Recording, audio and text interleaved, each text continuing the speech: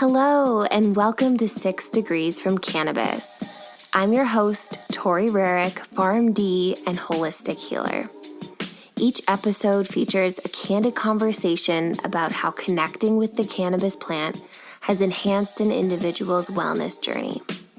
Here to honor the plant, talk about healing, and have fun. Make chill with today's guest, Geraldine Cueva, a merchant turned marketer who stepped away from the fashion industry to plant herself as a connector between cannabis brands and people. This episode is centered around creating cannabis communities, how the plant helps Geraldine show up for herself, and defining luxury and wellness. Plus, Geraldine answers her most frequently asked question, does she smoke all the time? Keep listening to find out. Let's go to the show. Welcome back to the show, everyone. Tonight we have on Geraldine Cueva, aka Oh My Jeej, on Instagram. She is a merchant turned marketer in the cannabis industry. After more than a decade working in the fashion industry, she shifted her passion for product towards her love of plants. Her consulting platform, Art and Times of Chill, builds communities and connects brands to drive conscious commerce. She is the host of the podcast, Amplify Your Chill, where she explores all the ways we #make chill. Welcome, Geraldine. Hi, thank you so much for having me. Thank you for reading my bio. It's just amazing to hear, someone just recite, what I do for a living. Yes. And the bios are tricky like that. You spend so much time condensing everything who you are into these couple of sentences, but it's pretty magical. Yeah, I know. Thank you. It sounded, I'm happy that, I could hear you say it. So it's one of my favorite things to do. So thank you for having me. I know. I'm so flattered. I appreciate it. I'm so happy to have a convo with you. So. It's so cool because another one bites the dust, another connection through Hi-Fi. I know. I'm so honored. The shout out to Eunice. Yes. Shout out to Eunice. So the first thing I like to do with the guest is have a little icebreaker with an oracle deck that I created inspired by cannabis. And the card that I've chosen for our conversation, Geraldine, is Deep into Creation. So I'd love to hear your connection between that and cannabis. Wow. Okay. Deep into creation. Is that what you said? I just want to make sure. Wow. Well, it's funny because the call that I just got off of before I jumped into this podcast recording was really to update a friend of mine who's also in the cannabis space about what, where I'm at with some of the ideas that I've been, brewing in my mind over the last, it's one of those things where I feel when I got into cannabis in the very beginning, I had this really large vision.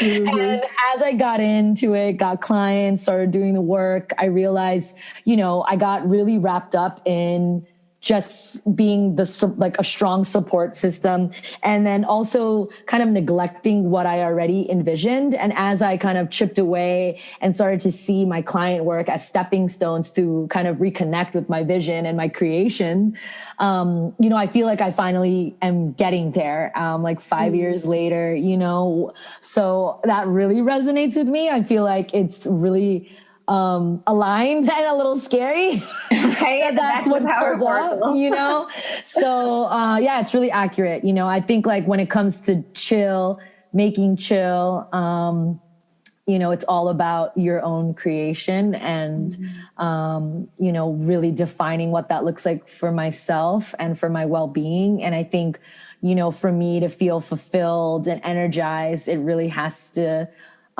be about me chipping away at that vision and what I'm creating and what I dream of, So I love that. That's the card that you pulled. I feel that. And something that I'm really diving into this month, and specifically within the self-healing membership that I run, is stillness. We're talking about stillness, and that's just so foreign to most of us living here in America for sure, because we're go, go, go, hustle, hustle, hustle. Of course, the last year has been different, but it is a challenge to go deep. We can check off a meditation, but did you really go in? And that's what cannabis helps me do is go in deep. Yeah, no, I hear you.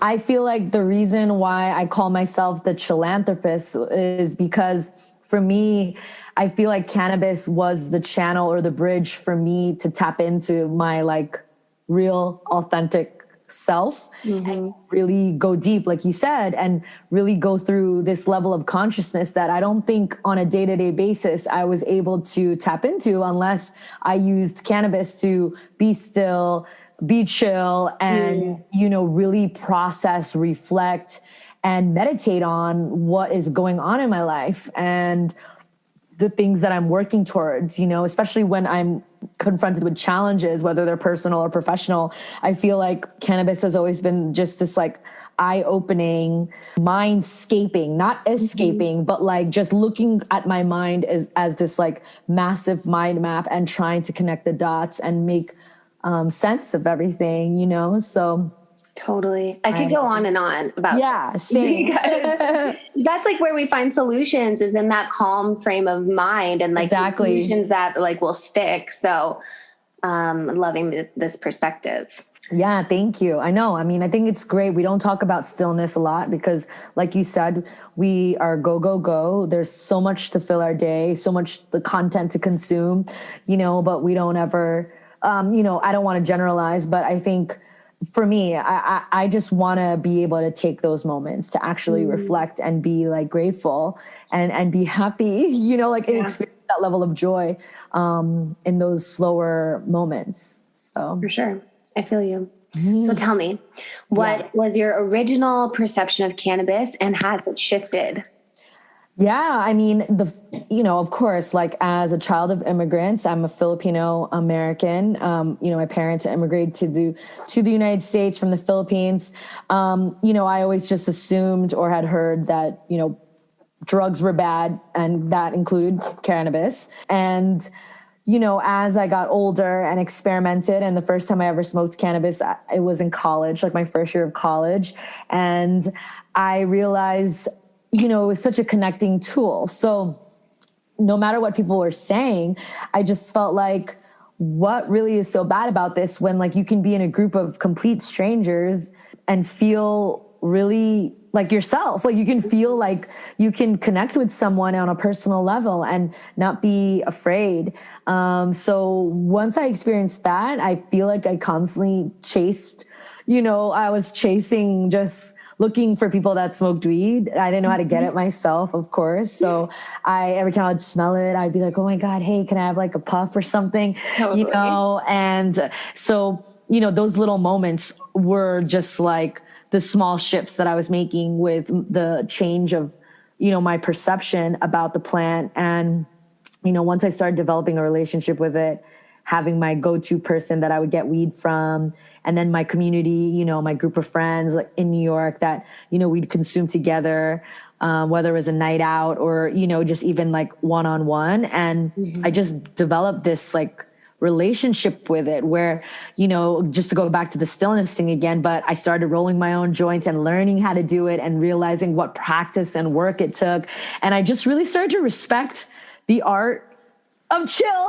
Totally. You know, like, you know, to circle back on like, you know, my message is like, I really feel like it taught me how to slow down, and, you know, and for that it impacted the way that I live. And of course I've integrated that into my work because I was consuming cannabis for quite some time before I completely like shifted gears and started pursuing work opportunities in cannabis. And yeah, I want to talk about that a little bit. Like, yeah, sure. Okay, so the story you shared, and then and the perspective you shared for like cannabis being able to help you feel comfortable with strangers, was there an aspect of social anxiety before that, or was that just something you're sharing specifically? Yeah, no, I don't really have social anxiety. I think I have social anxiety because of the pandemic. Yeah, totally. But, you know, before that, no, because, you know, I was a nursing school dropout, and I ended up I transferred into the Fashion Institute of Technology. So my career started as in fashion, like merchandising and buying. And and because I had such a strong passion for the internet, I built my career basically in e-commerce. But around the same time, I was really just dabbling in social media and enjoying this like technology platform of where you could be creative and expressive. And, you know, for me, fashion was always that tool that mirrored my personality. It was the way I dressed and the way that I presented myself. And I think with cannabis, it started to be like, I started to develop this ability to share myself from the inside out, where I felt, where like I was more conscious. So my conversation started shifting. The people that I was surrounding myself with, like they were more plant enthusiasts. There were people that were willing to go deep and have these conversations about our lives and processing pain and, you know, talking deep about our families or lovers and stuff like that. So, you know, in the ways that I found that relationship, I think cannabis started to show me how I can integrate this like consciousness and openness into all these other factors of my life. And when I went through a lot of, oh my gosh, pain and heartache through working at my previous jobs, you know, being let go and, you know, just really just working with people that were it was challenging situations, you know, I found that cannabis helped me launch myself into being a consultant and trusting that I do have skills and I can translate them, you know, wherever people are willing to learn and trust that I can be like a contributing member of their team and I could deliver on what they need, you know? So what was the culture like cannabis wise in the fashion scene? I mean, non-existent. It's funny to me seeing some fashion brands that, you know, maybe did apparel or lifestyle product and talk to a cannabis consumer. Like, and what I mean by that is like putting like weed leaves on shirts and things like that, or like putting a purse together. And like, I think that stuff is like comical to me because, you know, as someone that has always loved and consumed weed and was doing it, I guess, underground or behind closed doors.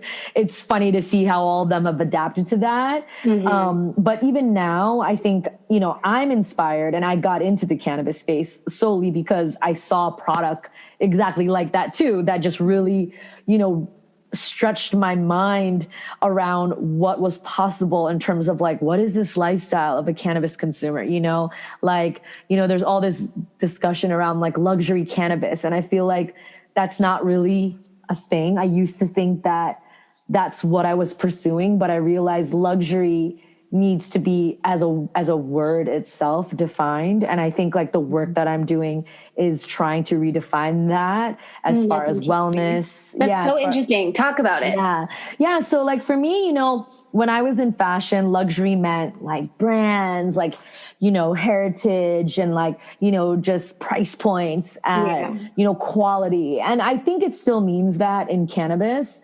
And it, you know, and I think there are craft brands out there. There are experience creators, event producers out there that do quality work, and it feels like a luxurious experience, right? Like a lifestyle experience. But I think when it comes to cannabis, luxury means something different. To me, I feel it's about accessibility, accessibility to the plant, ownership of the plant, opportunity with the plant, you know, equity.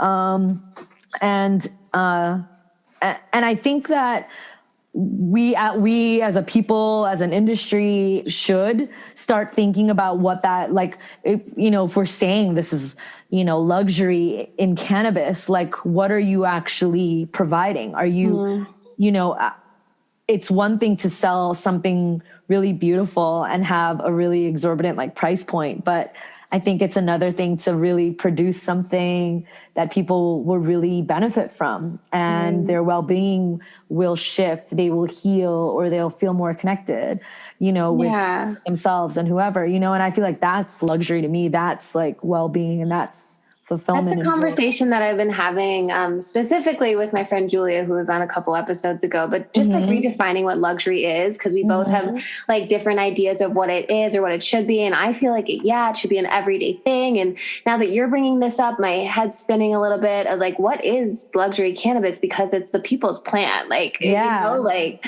it shouldn't be unattainable, but I totally saying with like, okay, it's aesthetic, cool price point, like that, there's a market for that too, but it's the people's plant. So, yeah, exactly. And, you know, I think when, you know, as like a merchant turned marketer, I feel very intentional about the way that I speak on my message, you know, because I also am like a representative of the clients that bring me on. And I think my message aligns with theirs, with whatever product category that they're in, whether they're a CBD drop, like a kitchen countertop device, or, you know, herbal blends, you know, or topicals in the space, you know, not even just speaking flower, you know, like, and I think that's where I differ, you know, for me, the way that I understand luxury, because I was in the fashion industry, because I used to sell apparel goods and brands that, you know, are still considered, they're in the luxury space, you know,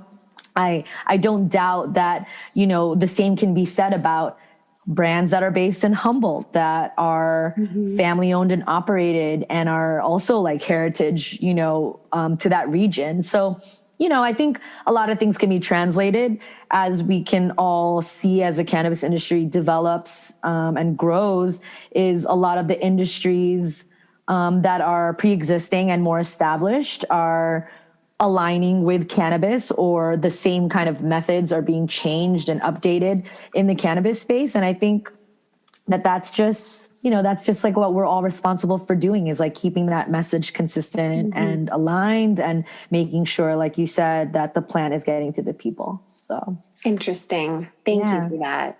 And how does the plant serve you specifically?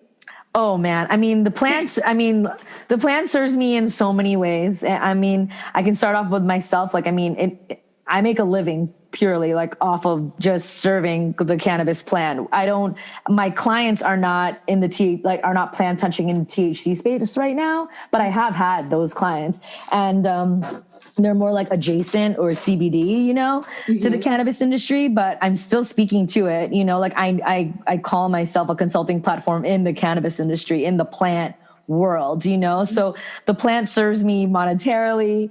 It serves my well-being. You know, it helps me connect not only with myself in the therapeutic and healing ways, but it helps me just show up for myself so I could be good to my family and my friends, and my relationships and partnerships in this world. So the plant serves me in all aspects of my life, like not just by putting food on the table, but like also catering to all my needs, you know, whether it's like even sexually, like, or just in experiencing heightened joy and euphoria, you know, because I love to dance too, you know, and I just feel like weed was also a very connective thing for me on the dance floor when, you know, I'd go to clubs or raves. And, you know, over the pandemic, when I started going to, shout out to Danielle, who's also in High Vibe, the Highlights, she was hosting like yoga classes like 4 days a week during like the summer.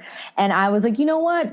This is a stressful time. And I feel like, you know, everyone says like yoga is all about breath. So I might as well just really invest in like trying to be a better yogi and like, you know, like a better person with yoga, like doing a yoga practice. And I really learned to love it. And I feel like I understand why people are like, yeah, weed and yoga.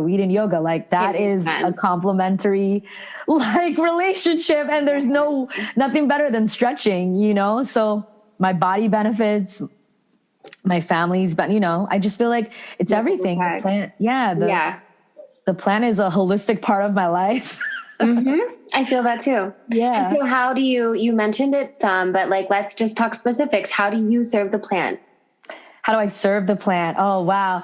So I serve the plant by a few ways.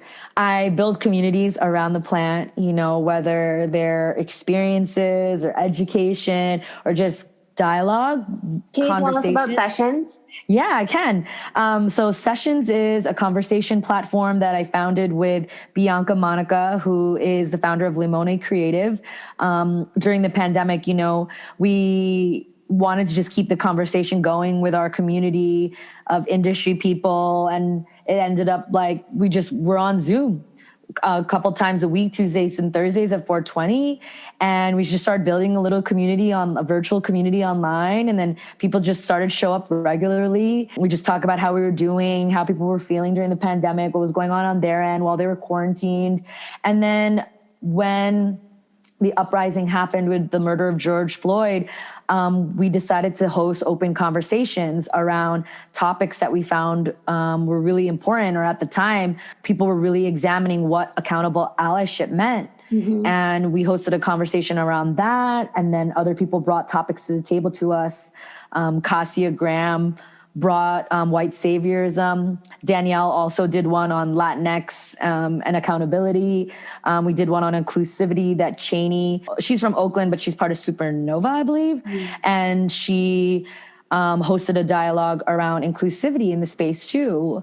And I feel like those are all topics that are pillars of the industry that we all can learn from. You know, like even though I have founded the platform, it doesn't mean that I know everything about these topics. Like I'm equally learning as a student. And Nina Parks always says she's like a steward of the plant. And I feel like I agree. Like I feel similarly, you know, like I serve the plant as like I'm speaking its authentic, you know, purpose to communities, and hopefully driving conscious commerce in the process. Love you know, that. so I say my consulting platform, Art in Times of Chill, builds communities, connects brands, and drives conscious commerce. And that's, you know, I feel Art in Times of Chill is a servant to the plant, and that's how we, you know, and that's really what I do.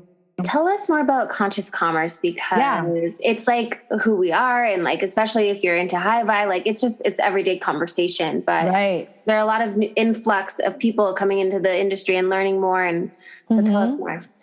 When I got into the cannabis industry, I started to understand, you know, the depth of like the damage of the war on drugs. And I feel like every day I'm learning something new that I didn't understand, or that I realize affects our industry.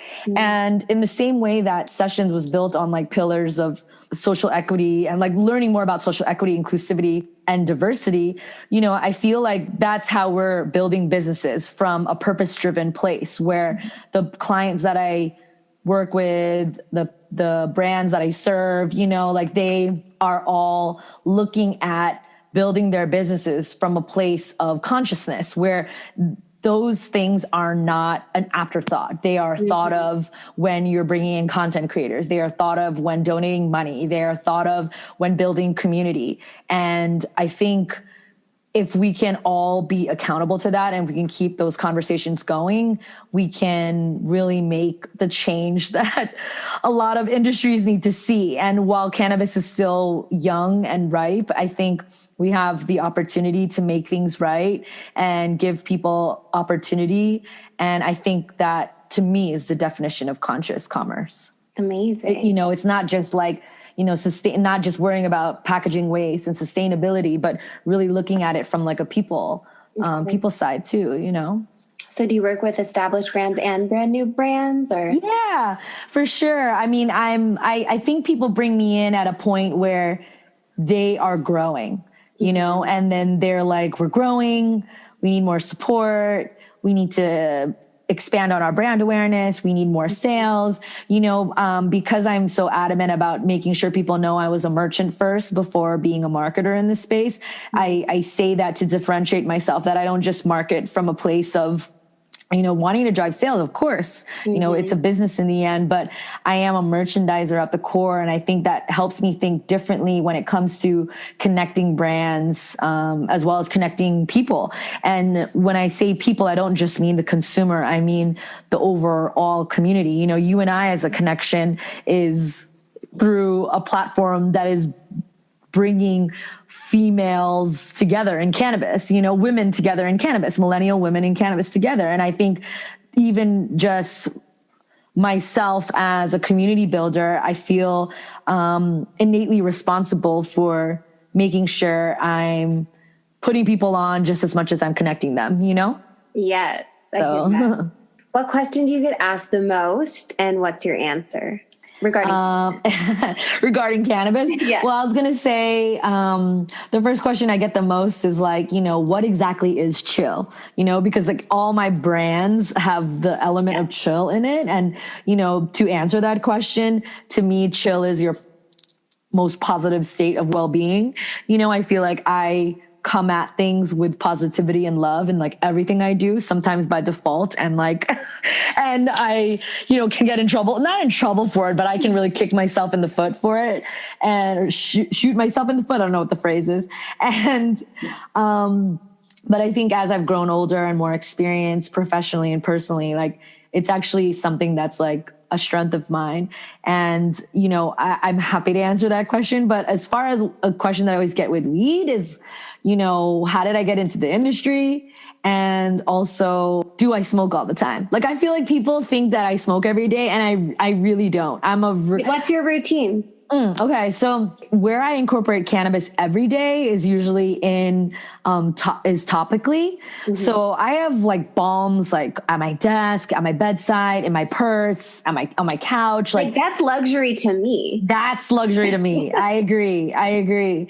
Like having access to all types of balms or just even endless amounts of the balms that I love with CBD and different types, like I make sure that And for me, like moisturizing my hands and like my shoulders and really my hands though is like a meditative practice for me. Like it's totally that like hand reflexology that I feel like calms me at my desk when I'm thinking. Like you can always catch me like rubbing lotion on my hands somehow. So that's like an everyday thing. Every now and then, I'll roll a joint. I mean, I prefer rolling my own joints. I do love purchasing pre-rolls for people as gifts, but I love rolling my own flower. And I think bongs are beautiful. I have a Sessions bong and I love it. And I love the way it looks on my counter, like on my table, but I just love rolling my own joints. It's just like, I think that really solidified how much I loved weed when I was like willing to put in that work. But I like to smoke mainly, we've spent so much time alone and indoors. I live by myself, so I don't always smoke by myself. I like to enjoy it with people because I feel like there's just an interaction or engagement there that I love to sit in and be in. But yeah, no, I think like topically every day, every now and then edibles. I probably eat an edible at least a couple times a week. Yeah. So 5 milligrams, sometimes 10 on the weekends if I'm really looking to get couched or just feel high, because I do like that feeling. Because if I'm in that state or feeling, like I usually try to ask myself, like, what am I going to get out of this high? Like I ask myself, like, all right, are you like, if I'm doing it with friends, like we're either going to be like watching a movie, having a conversation, going out, running around somewhere, or am I just going to sit here and I just want to like cry? Yeah. Cry or journal or like think about things or brainstorm something and go deep. Go deep. And I'm cool with that. Like I'm cool with just going on record. Like I don't smoke every day, but when I do, I'm really intentional about it. And I love doing it. Like I love trying to get in that mode where I'm like, oh yeah, okay, I'm going to like have this before I eat, or like I'm going to watch this or I'm going to watch this movie and I'm going to like eat this edible on my way there. And so by the time I'm in the theater, I'm like lying back and, I'm high. Yeah. So what cannabis resources do you recommend to people? Cannabis resources. I mean, there's just so many. I think what I want people to get out of listening to me talk is, lean into, find your community. You'll learn so much. But as far as specific people, I mean, I love Cannaclusive. When they got taken down, I was like, oh my God, where am I going to get my news? And Lifeline. Where am I going to get, my information? Because I had found out that it was down because I was looking to link somebody to something. And so I really trust the work that they put in and how inclusive they are with showcasing who's doing what and where. So I really respect everything that they're doing. And, I think there are content creators out there that I really admire and respect. I've worked with Lizzie Jeff for a while, and we haven't worked together for a minute because of like the pandemic and everything. But in the early parts of my cannabis like career, I loved like learning from her and the community that she was building through Zen and Kush. And, you know, when I worked with Kiskanu, how we aligned and worked together and how that integrated, you know, and like we were always teaching each other something. And I think for me, resources always come from like collaborations too. Mm-hmm. So, you know, and Hivi is a great place also for learning.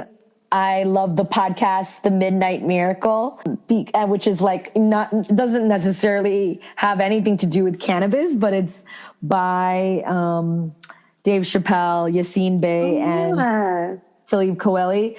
But I love, like, I get lost in that podcast because it really amplifies the art of storytelling.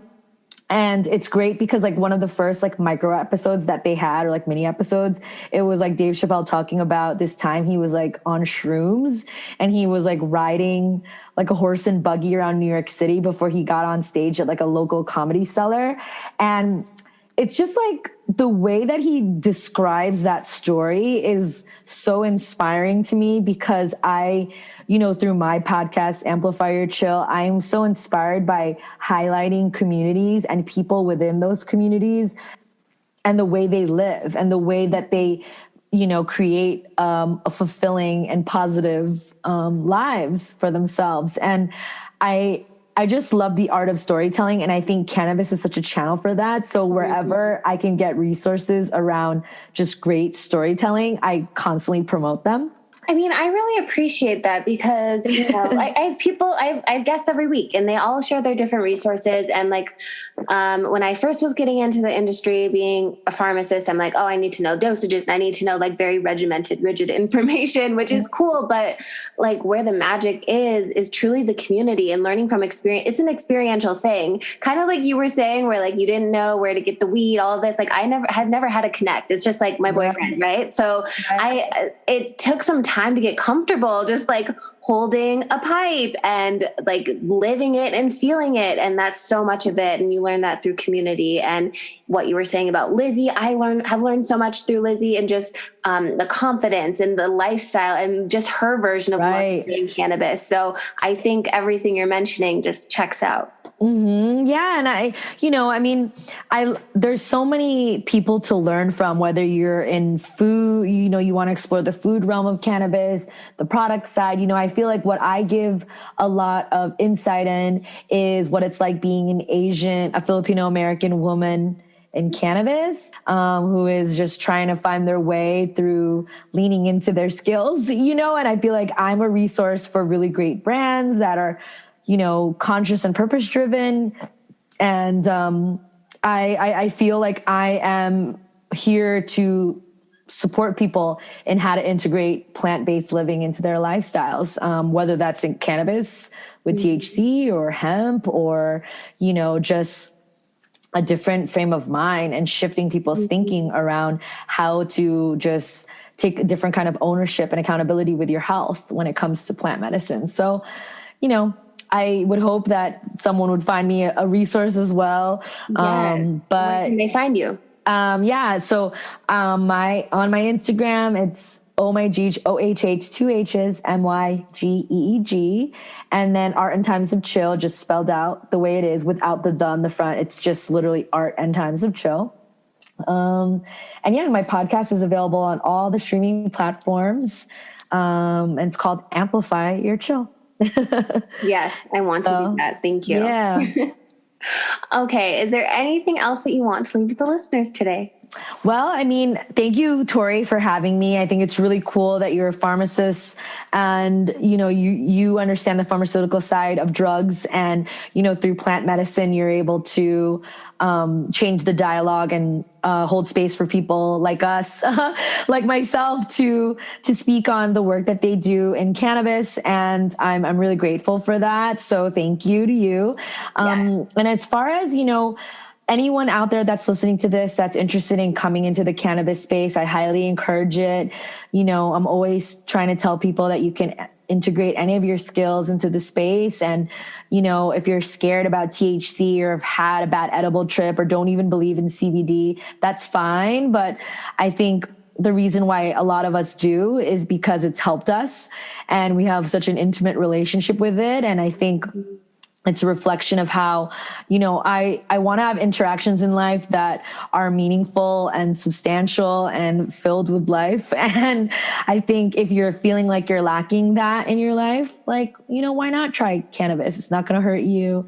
And, and always go low and go slow, meaning don't overeat the chocolate or whatever it is, and just give yourself some time because, the fun of it all, cannabis is fun. It's not always just serious and like, fighting for everything, even though we're fighting for something every day, but it's a fun thing to do. It's fun to be experimental. It's fun to expand your mind and connect with people and go deep, like you said. And I love that. Thank you for that. Yeah. Thank you so much for having me. Thank you so much for tuning in to 6 Degrees from Cannabis. If you connected with this episode, please share it with a friend who would benefit from hearing it too. Tap the subscribe button to be notified when the next 6 Degrees episode is released. You can find more information about holistic healing, the Follow Your Heart Oracle deck, and what I do by visiting ToriRerick.com. If you message us on Instagram at the 6 Degrees from Cannabis, we'll be sure to message you back. Bliss be with you.